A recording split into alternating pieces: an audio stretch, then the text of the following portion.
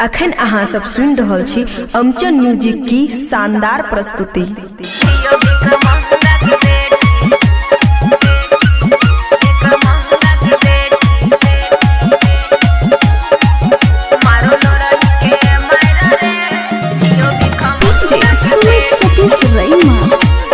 खुशी recording studio बलुआहा।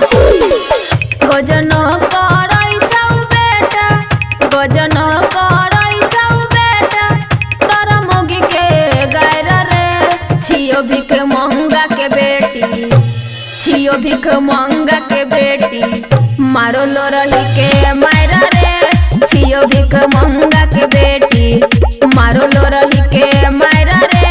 छियो भिख मंगा के बेटी,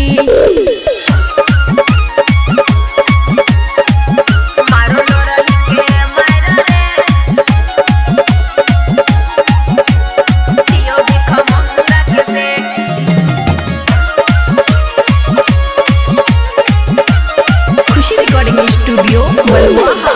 तू ही बसोई में रही मन में करारो, आगू से थारी खींचो, छियो हेल के बोरारो, छियो हेल के बोरारो।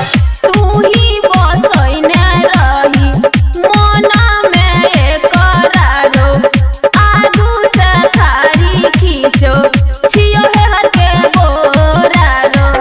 खटबई छौ भैर दिन हमरा, खटबई छौ भैर दिन हमरा, टंगरी पसार के। छियो भिख मंगा के बेटी, छियो भिख मंगा के बेटी, मारो लो रही के मायरा रे। छियो भिख मंगा के बेटी, मारो लो रही के मायरा रे।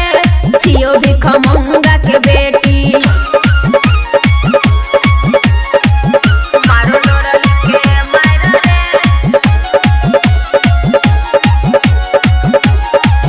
खुशी रिकॉर्डिंग स्टूडियो बलुआहा। राइटर सुरेश बाहर छौ गवाहीरो, डीजे मुकेश बेटा बनल कसाईरो, बनल कसाईरो।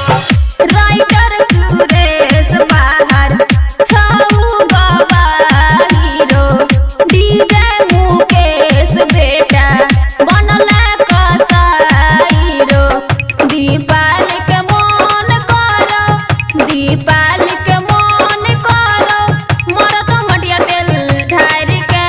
छियो भिख मंगा के बेटी, छियो डोमरा के बेटी, मारो लो रही के मायरा रे। छियो भिख मंगा के बेटी, मारो लो रही के मायरा रे।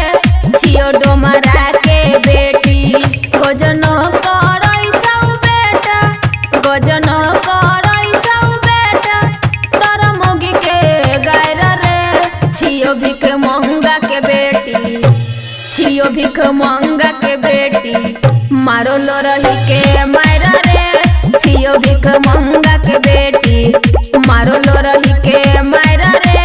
छियो भिख मंगा के बेटी। खुशी रिकॉर्डिंग स्टूडियो बलुआहा।